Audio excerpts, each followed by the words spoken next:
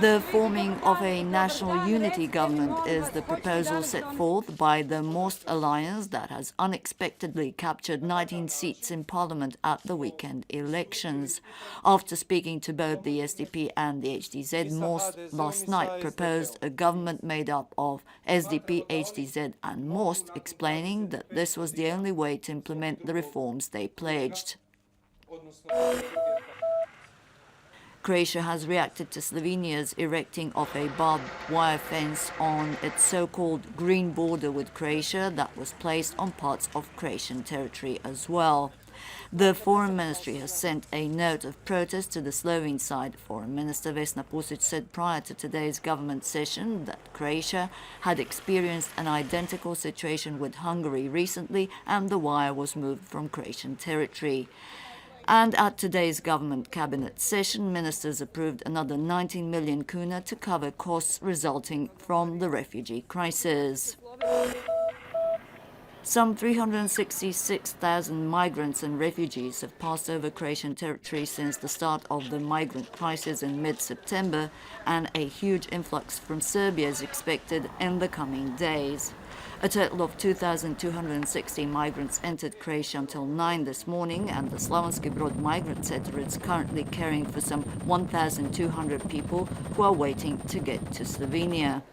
The Croatian Interior Minister Ranko Ostojic is insisting on the holding of a meeting of EU interior ministers to discuss the latest developments and future outlook.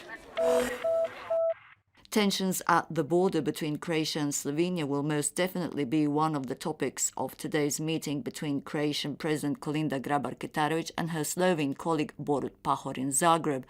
The working meeting represents preparation for the upcoming meeting of the region leaders taking part in the Brdo-Brijuni process.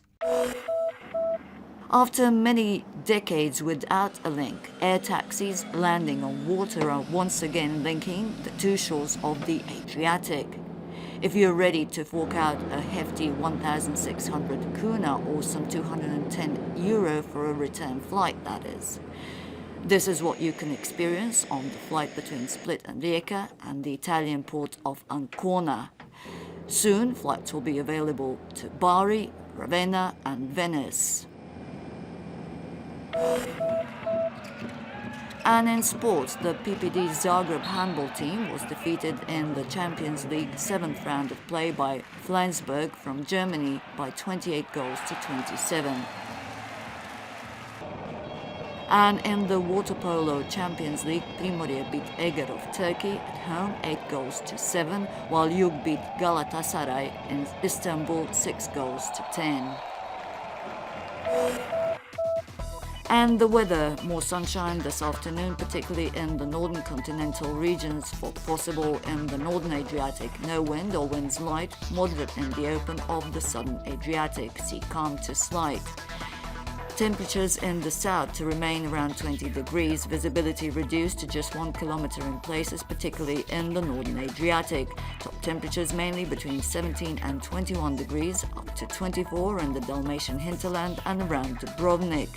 It will become cooler as the week progresses, but still relatively warm. No changes expected tomorrow, but more wind and cloud possible over the weekend. Saturday may see a little rain, mostly at higher elevations.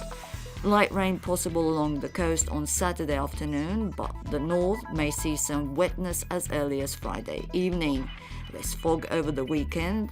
Then on Thursday and Friday, as some moderate bora and northwesterly winds expected, bringing down the temperatures. However, it will remain unseasonably warm.